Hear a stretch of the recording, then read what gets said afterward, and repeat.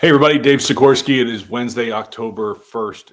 CCA Maryland Executive Director coming to you to give you an update on what we've been up to for the last month, what we have on tap for October and into the fall, into this fourth quarter of 2025.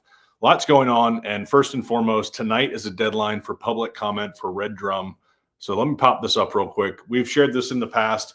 It's been an open public comment period. And this is all leading up to a board meeting at the end of this month that the ASMFC will host in Dewey Beach, Delaware. This is our annual meeting, and it's a chance for board members to come together yet again and the public to participate in helping us shape the future of our fisheries. These two actions, which are open right now, are on the ASMFC website. As it says there, the action tracker, and you'll see lots of different information. The team at ASMFC works with the state agencies up and down the coast from Maine to North Carolina in the case of striped bass, and from New Jersey to Florida for red drum. And so there's been public meetings up and down the coast. The action tracker explains all of that. And tonight is your end of your opportunity to provide comment through the website or through email per the instructions for red drum. Friday is your deadline for striped bass. There's a lot of going on with these two species, more so with striped bass as we face 6 years of below average recruitment and possibly a seventh. That news will come this October.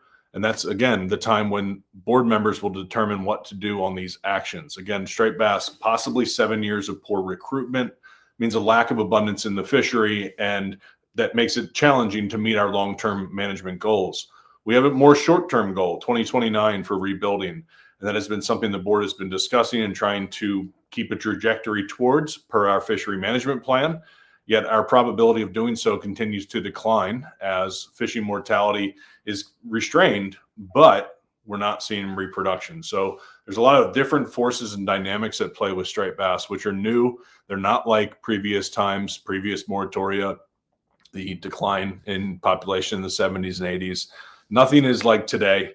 And we have a lot that we know about this species, and we've learned a lot from the public comment process. And right now, we will be making a decision. And when I say we, I mean me wearing the hat as a board member as well for the Atlantic States Commission, both on the cyanids board and the striped bass board. So there's a lot of deliberation going on, and it's your chance to get your comments in before the end of the week. The action tracker is the place to do that. So give it a try. And yes, I have a lot to say on these two topics. There's no question about it. But for now, it's most important to focus on this public comment period.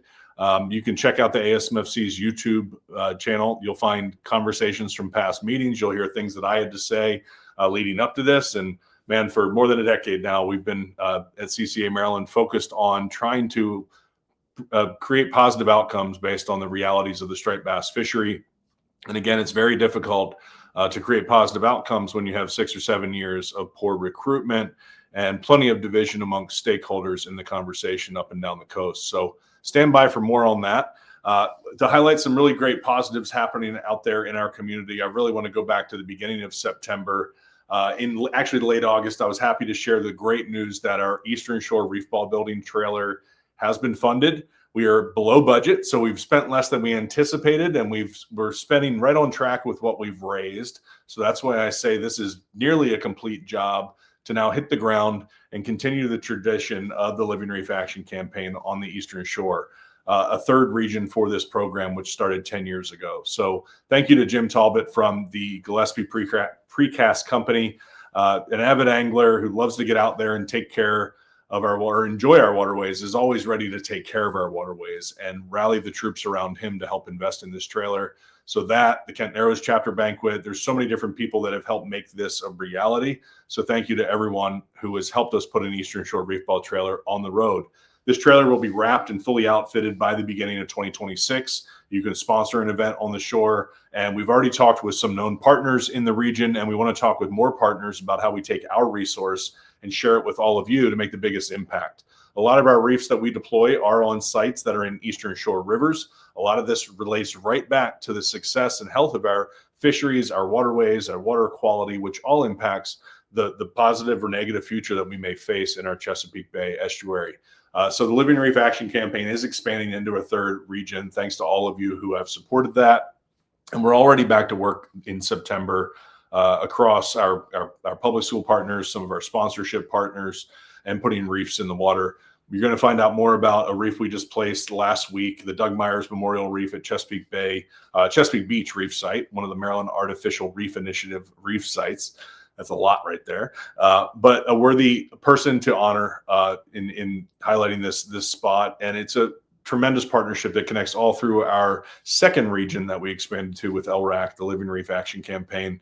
And that's Calvert County partners in Calvert County Public Schools, in Anne Arundel County, the Community Foundation, the town of Chesapeake Beach, the Chesapeake School System, Berkshire Hathaway Energy and their partnership and support. We've done lots of great things in that region and just placed a reef in that region. That's how this program has always been intended, to serve and support those people that are most connected and invested in our fisheries and in our positive actions at CCA to improve habitat and build your next fishing spot. So mid-bay reef sites are coming up. We've got our Carroll County partners at the outdoor school right now focused on bringing new students into this program. Shout out to Brian Shoemaker and your team. You guys are fantastic. Now for 10 years building reef balls in Carroll County. And Carroll County, what a great host for the Oyster Stroll, October 11th. So October 11th is the next opportunity to volunteer to support LRAC, to support our 10-year legacy now, working with students to build reef balls and enjoying oyster farms, fresh Chesapeake Bay oysters, coastal Bay oysters, Virginia oysters. You stroll up and down the street, you slurp, you stroll, you sip, you have a good time. And this event supports local causes that are empowering local people to benefit the Bay. So October 11th, come out. And that's one of the first opportunities we have for you to volunteer moving forward in October. We'll also end the month with our Annapolis chapter fundraising banquet, which is the second opportunity for folks to get their hands on a Sagamore Spirits Rye for Reefs bottle that I'm not holding, but you could be holding October 30th. So September 5th, we kicked off everything with a fantastic event in Baltimore with so many great partners coming together. Folks first got their hands on this 9-year rye whiskey, almost 10 years old. We did all the normal work and fundraising and celebration around CCA.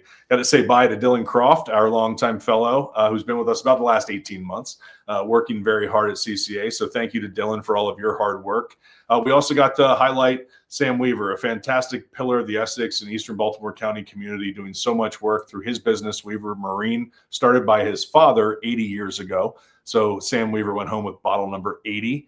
Also, Melody Holmes, our Greater Baltimore chapter president, was speaking to the crowd about what motivates her and what she has in her mind to try and lead the chapter moving forward. And so our chapters are a collective effort that bring together all sorts of people. Baltimore Peninsula has been a fantastic host for great events like the Rye for Reefs dinner back in September, Oyster Blues and Brews the very next day. Our fantastic partners at Chesapeake Bay Foundation, Chesapeake Oyster Alliance, supported the Rod and Reef Slam yet again. We had the Catherine II charter boat back in September at Oyster Blues and Brews. Thank you for coming up the bay, Captain Sam and Captain Dave, and putting some smiles on people's faces. We sent people home with rods and reels. We had the Combos for Kids team that just, I think, wins the VIP award for this event. Facing right down into the rain, tangling, untangling, tangling, unhooking, taking care of the families that came out to enjoy fishing right along against the marina there at Port Covington Marina. So we were checking all sorts of boxes in September with camaraderie and people coming together. Again, that continues into October. That's how you get involved. You see it scrolling at the bottom as I'm telling you about all these great opportunities. That's your chance to get involved. You also can see our social media channels here. Follow these, like these, subscribe. If you're looking at this in our newsletter, you're going to see below that Live for Lenny with our friends at Fish Talk Magazine is tomorrow night. Subscribe to that as well, because if you're not signed up for the Great Chesapeake Invasives Count and ongoing, which is an ongoing event, you're missing your chance to just simply go fishing, report your catch, and win a prize. So at the Invasives Count, it is free. And throughout the fall, thanks to a partnership with DNR, we're highlighting catches in the Upper Bay. Tomorrow night on Live with Lenny that you're going to subscribe to on YouTube, Lenny and Zach will be drawing prizes for the September catches. One lucky person will get a mystery tackle box from Tochterman's that's part of the Upper Bay promotion. But moving forward in October, because, man, it's outside season. The leaves are falling. It's beautiful. I think these fish are going to turn on the feed bag and really get active. You got to have a way to cook your fish, right? I mean, take these fish home, enjoy them, share them with family and friends. So what better way than a Blackstone? So you're going to get a griddle, a nice tailgate griddle. I think a 22-inch. The RV model is what we have on tap for this month. So somebody random is going to win that. somebody else is going to win the Talkerman's package. And then we have our standard 5 prizes all month.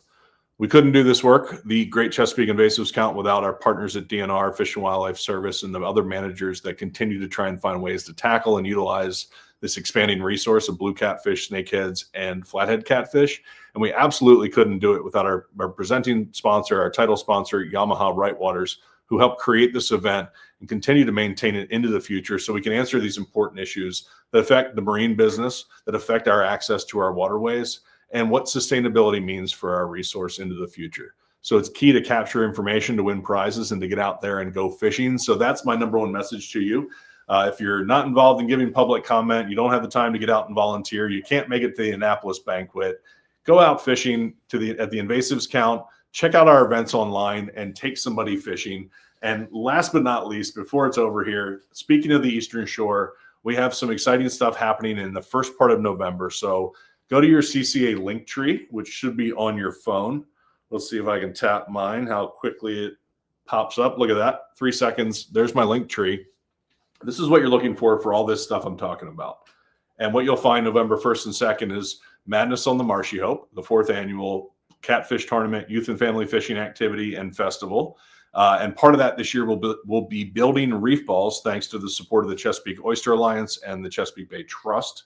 We will follow that up by the next weekend in November, a reef ball build November 8th and 9th in Greensboro, Maryland. So Federalsburg, then Greensboro. And then the following weekend, we're leaving the reef balls behind. We're wrapping up the season, and we're focused on youth fishing at the Waterfowl Festival, November 14, 15, 16. All of the opportunities to RSVP for this stuff is on our calendar. So get clicking, get signed up, get involved with CCA, and never be afraid to pick up the phone and say, hey, I want to talk fisheries. I want to talk habitat. I want to talk sponsorships. How do I get more involved in CCA? Both myself and Jesse Howe, our assistant director, are standing by to work with you, but we're also really busy working with our fantastic volunteer corps that already drives the mission of CCA now for 30 proud years of conservation with CCA Maryland and 10 in the Living Reef Action Campaign, building your next fishing spot. So get involved, check out our calendar, follow us on social, and step up to be our next volunteer leader. Thanks.